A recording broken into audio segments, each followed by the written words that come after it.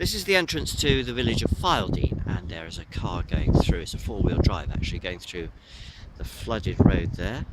This is the River Avon. Usually the river flows round there to the left as it does, but not entirely on this occasion.